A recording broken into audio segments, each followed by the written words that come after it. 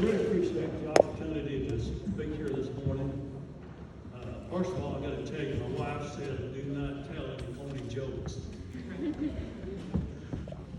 She's sitting there. She's watching me.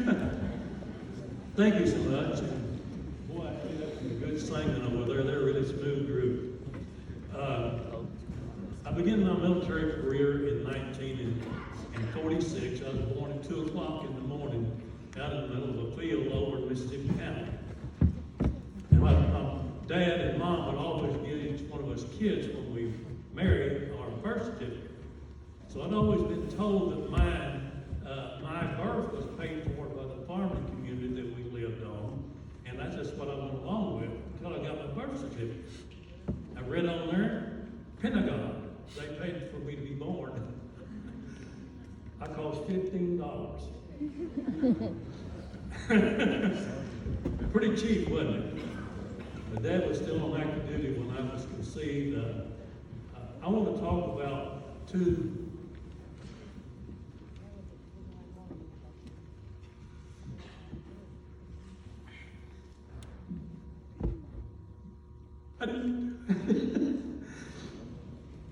two great heroes in my life. My dad and my wife's dad. Dad served in the infantry in the Ozark Division, and they were sent to be the knockout punch for Hitler and his group. And my father-in-law was a navigator on the B-24 during World War II. He got shot out over Gar, Hungary on the 6th of December, 1944.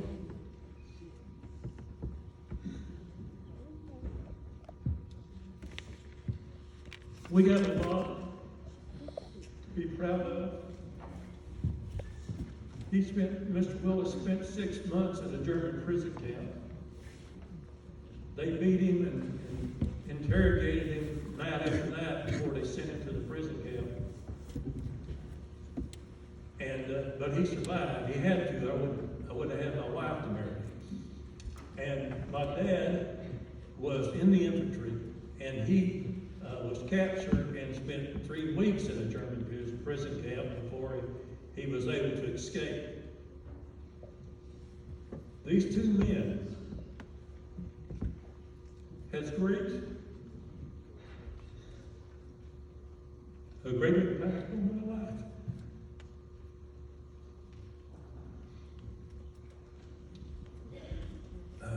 During the Vietnam War, I was drafted. Prior to that point, when I graduated high school on the 22nd of May in 64, they called me up at the end of the month. I had a draft notice.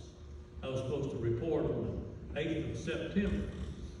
Well, my dad took exception to that. He went to the draft board and said, "I need him on the farm." And so they got me a department for a year. And then my brother was graduating high school, so he would be able to take my place. And so I got another draft notice. And this time, I tried to join the Navy, and I wasn't smart enough, and they rejected me. The Army took me. And anyway, boy, you're a tough group, I'll tell you that. Do you know what the difference is between the military, the U.S. military, and the Boy Scouts? That's an old joke. The Boy Scouts have adult supervision. I don't know if you're a Boy Scout or a U.S. military, but you know, it was a joke back when I was in. But anyway, I was drafted, and then I tried to join the Navy, and then one afternoon, my dad came in. I was driving a tractor.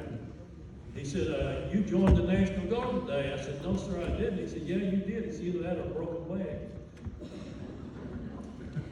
So anyway, my military career began with the military, and I spent 40 years. They're only paying me for 30. I'll take it though. And I always tell people, and they think it's a joke, whatever. But anyway, they didn't kill me. Now they have to pay me. That's the deal. And they pay pretty good, you know. And I appreciate all that the VA does for us soldiers. There's always complaints, and there's always exceptions to the rule when you're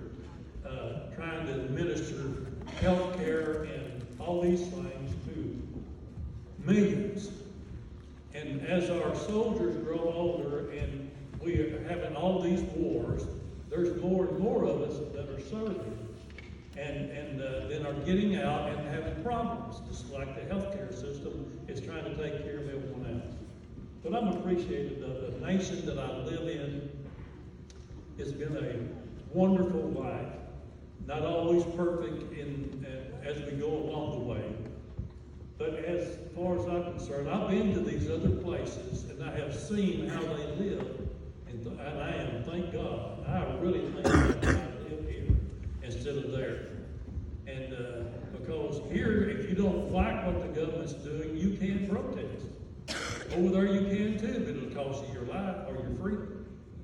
Thank God for what you have, young people. And I know your life is not going to be perfect, but it will be as far as you can do it yourself. Because you are ultimately responsible for the actions that you do and the things that the education and all these things that you get. I'll say a few things. My wife and I have been married for 48 years. And early on in the marriage, she was kind of upset with me sometimes. But I said, hon, if you ever decide to leave me, pack my bags and go on with you. She said, what's the use of leaving? So anyway, we have 3 sons. One of them is getting ready to retire from the United States Air Force.